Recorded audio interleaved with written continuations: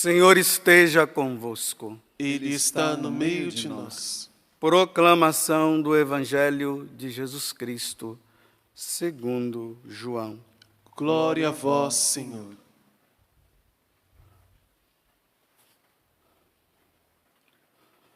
Naquele tempo, disse Jesus aos seus discípulos: Este é o meu mandamento.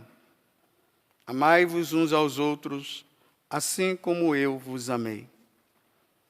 Ninguém tem maior amor do que aquele que dá a sua vida pelos amigos. Vós sois meus amigos, se fizerdes o que eu vos mando. Já não vos chamo servos, pois o servo não sabe o que faz o seu senhor. Eu chamo-vos amigos, porque vos dei a conhecer tudo o que eu ouvi de meu Pai. Não fostes vós que me escolhestes, mas fui eu que vos escolhi e vos designei para irdes e para que produzais fruto, e o vosso fruto permaneça. O que então pedirdes ao Pai em meu nome, eu vô-lo concederá. Isto é o que eu vos ordeno: amai-vos uns aos outros. Palavra da salvação. Glória a vós, Senhor.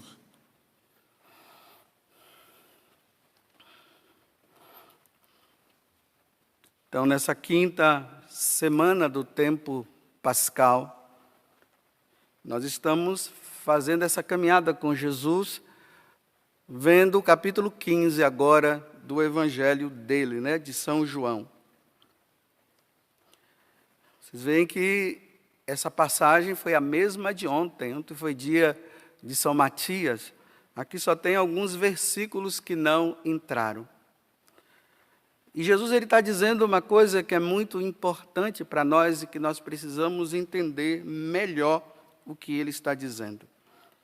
Jesus está dizendo o seguinte: olha, este é o meu mandamento.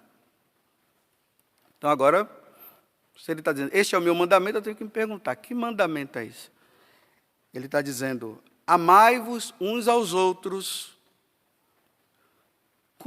assim como eu vos amei. Como foi que Jesus nos amou? Como foi que ele deu prova do amor dele para conosco? A prova que ele deu foi essa: ele morre na cruz. Ele passa por todo tipo de sofrimento. Ele morre na cruz, ao terceiro dia ele ressuscita. Então, a prova de amor que Jesus teve para conosco foi essa. Aí ele está dizendo, olha, amai-vos uns aos outros como eu vos amei. Então, o que é que ele está dizendo? Se nós devemos amar como Jesus amou, então nós devemos dar a vida pelos nossos irmãos.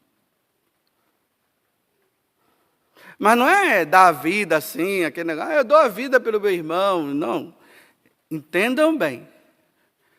Ele nos amou, dando a vida, morrendo por nós, pela nossa salvação. Você seria capaz de se oferecer em sacrifício a Deus pela salvação do seu próximo, do seu pai, da sua mãe, dos seus irmãos e até do inimigo? Porque aqui Jesus fala de amigo, Não tem maior amor do que aqueles que dá a vida pelos amigos. Então, Jesus deu a vida pelos amigos. Olha bem, aqui nós precisamos entender também. Para Deus não existe inimigo. Pode ser que eu seja inimigo de Deus, mas Deus nunca vai ser meu inimigo. Então ele dá a vida para aqueles que até agem como inimigo dele. E na verdade, Jesus veio morrer por essas pessoas. Você teria essa graça, você teria a capacidade de dar a vida, Dizer assim: Jesus, assim como o Senhor se ofereceu na cruz, eu me ofereço em sacrifício, da forma como o Senhor quiser. Quer seja pelos sofrimentos, ou seja pela própria morte, pela salvação daquela pessoa. Porque nós pensamos que a salvação de alguém se dá pela nossa intercessão, e dá mesmo, mas nós pensamos que é só assim: a gente chega lá diante de Jesus, a gente reza um terço. A gente chega diante de Jesus, levanta os braços, né? Os da renovação carismática oram em línguas, oram, e vai pedindo a Deus por aquela pessoa. Pronto, acabou, agora Deus vai pedir. Meus irmãos, não há redenção sem sacrifício. Não há conversão de alguém se não tiver sacrifício. O sacrifício de Jesus na cruz foi para isso. Então ele está dizendo que não há maior prova de amor do que dar a vida, como ele deu a vida. Então tem aquela pessoa aí que você convive, que talvez está já levando uma vida errada, e a vida dela é uma vida que está levando não para o céu, mas para a condenação eterna. E o que você tem feito por ela? Porque tiveram santos que eles deram a vida, eles se ofereceram. Eles estavam doentes, eles disseram: Senhor, se essa doença for preciso que salve alguém da minha família, eu me ofereço. Eu morro, Senhor, eu me ofereço, eu morro, para que, através da minha morte e dessa intercessão de sacrifício, para que meu pai se salve e não se perca. Vai ver ali a vida dos santos que você vai ver. Muitos. E Jesus ouviu a prece, e a pessoa morreu e o outro se salvou.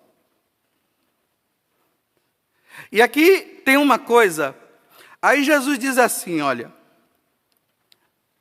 e se você der a vida, é claro, olha, se você der a vida pelos seus, como eu acabei de dizer, como ele deu a vida por nós, aí ele diz assim: então o que pedizes ao Pai em meu nome, ele vos concederá. Então o que é que o Pai vai conceder quando você se oferece em sacrifício, senão a redenção daquela pessoa, a salvação daquela pessoa?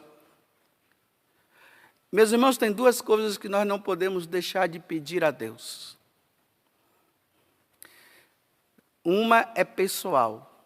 Senhor, que eu me converta, que eu leve uma vida santa e que eu me salve. E a segunda é: Senhor, que os meus levem uma vida santa, se convertam e se salvem. Porque eu sei que nós pedimos o que não é necessário. São Tiago, no capítulo 4, versículo 13, ele diz assim, olha: pedis sim, mas não recebeis, porque o que vocês pedem mal. Vocês não pedem o que deveria pedir. Aí ele diz assim: pois o que pedis, só quereis esbanjá-lo nos vossos prazeres. É isso que vocês pedem. Vocês pedem para esbanjar nos seus prazeres, no seu egoísmo, nas suas vaidades.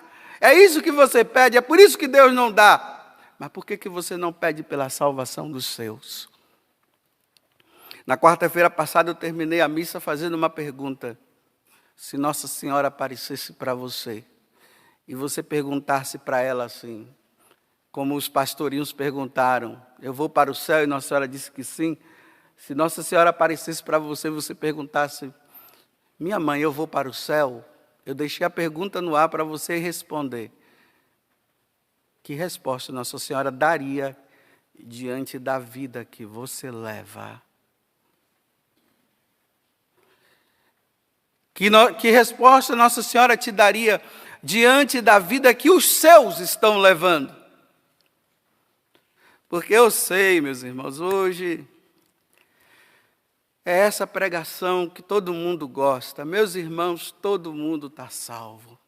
Não, como as pessoas gostam desse tipo de pregação. Todo mundo está salvo, mas ninguém é convidado à mudança de vida. E como se todo mundo está salvo, para que eu vou ser santo? Se todo mundo está salvo, para que eu vou lutar contra o pecado, se no final todo mundo vai se salvar? O que é que um padre deve pedir para os seus paroquianos? Que eles tenham saúde? Ah, tudo bem, deve pedir também, viu? Pode pedir. Mas só que o padre ele foi ordenado para a salvação das almas. Jesus veio para salvar as almas. Então, a intenção primeira do sacerdote, quando ele está celebrando a missa, quando ele está rezando o seu terço, ou fazendo as suas orações e penitências, Senhor, o Senhor me deu nas tuas mãos esse grupo, esse povo que faz parte da minha paróquia. Senhor, salve a todos. É isso que o padre tem que pedir. Saúde o médico dá. Só tomar remédio. Mas tem gente que vai morrer mesmo, não tem jeito, né? Com saúde ou sem saúde, vocês sabem disso. Mas se o padre foi ordenado para isso, nós padres, é para nós estarmos agora fazendo penitência, rezando e suplicando a Deus por tanta gente que está morrendo aí do bichinho, né? Muita gente morrendo com o bichinho. O pessoal pediu e o bichinho levou. E eu digo, levou como?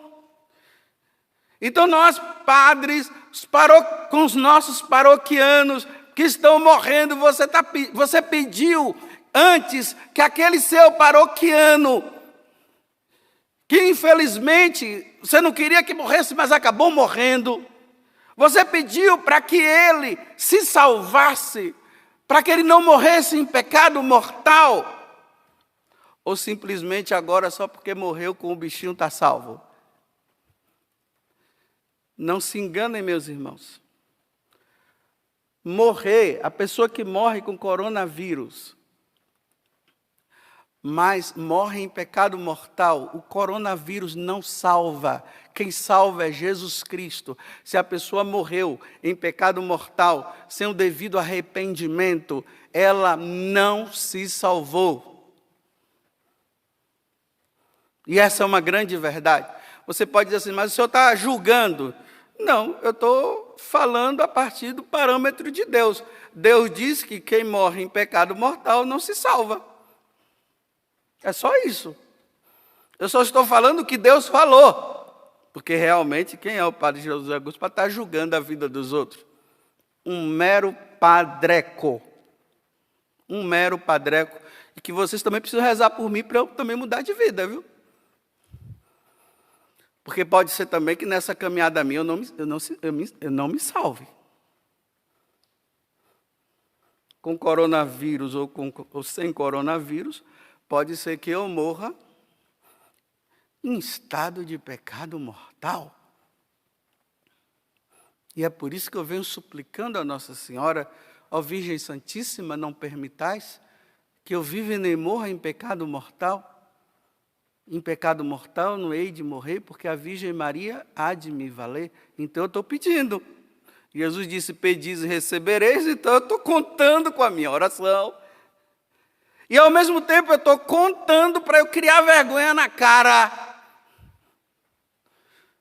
Porque não adianta eu pedir e levar uma vida errada. Eu peço, mas levo uma vida errada. Eu peço, mas não me esforço. Vocês sabiam que na carta de São Paulo aos Coríntios, primeira carta de São Paulo aos Coríntios, anota aí depois, ou anota agora, capítulo 6, versículo 9 até o 10. Olha como as pessoas fogem desse versículo. Ele diz assim, olha, os libertinos, os adúlteros, os efeminados, olha os efeminados,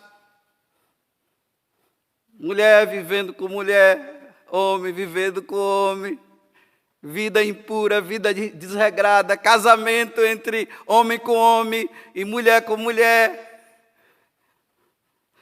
Os ladrões, tem ladrões nesse mundo? No Brasil tem ladrão? Tem corrupto no Brasil? Os gananciosos, os maldizentes, os estelionatários, tem no Brasil? Ou no mundo? Não tem, né? Ele diz assim, que aqueles que praticam isso não herdarão o reino dos céus.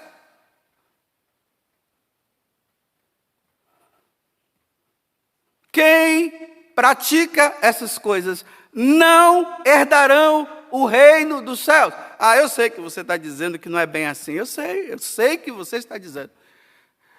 Você dizer que é bem assim ou que não é, não muda nada. Vai ser do mesmo jeito que Deus falou isso. Não vai mudar. Não adianta você ficar aí com raiva. Não é para você ficar com raiva. Não fica com raiva desse pecado e muda de vida para você se salvar. É isso que tem que acontecer. Mas não fica justificando. Pegue as outras passagens. Apocalipse 22, versículo 15.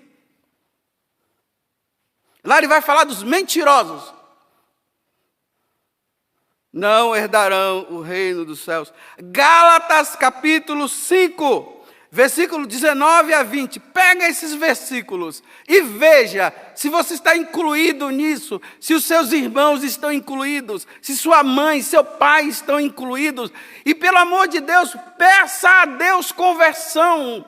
Pedis e recebereis. Parem de ficar justificando. Porque, olha, hoje se fala o seguinte, uma nova releitura da Bíblia. Olha, a releitura da Bíblia é sem vergonhice. Você sabe o que é a releitura da Bíblia? Releitura da Bíblia é dizer assim, olha, tudo está bom, meus irmãos, todo mundo está salvo. Continue fazendo o que você quiser, porque Deus é amor e misericórdia e está todo mundo salvo.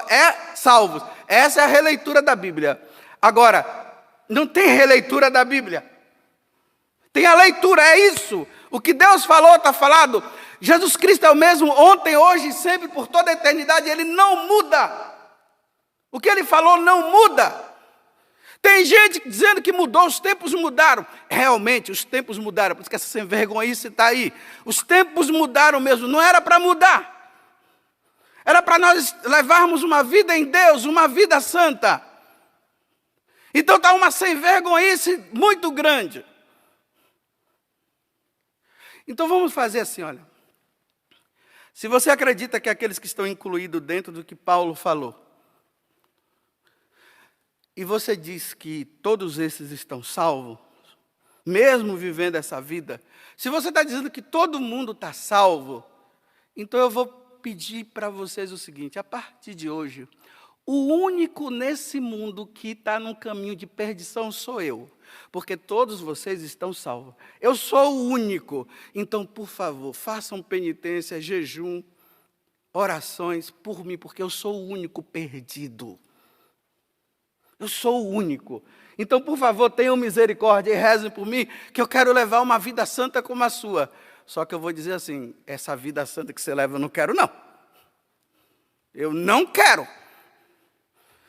Acreditar que você está numa vida errada e você vai se salvar, eu não quero isso para mim.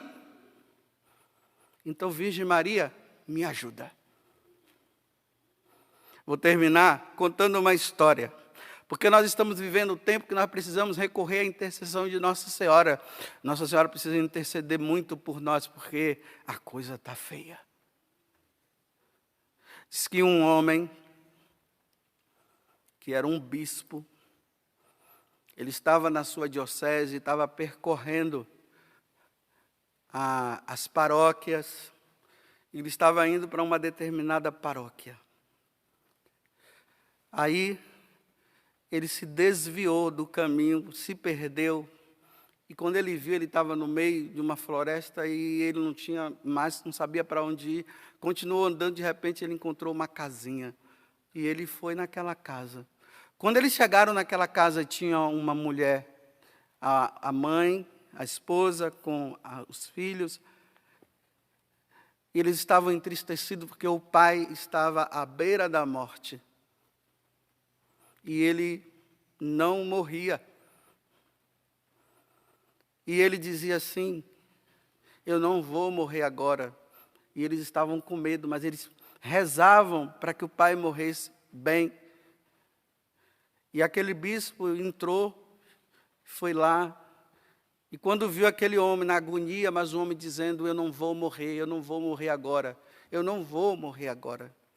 Aí o bispo perguntou para ele: mas meu filho, por que você não vai morrer agora?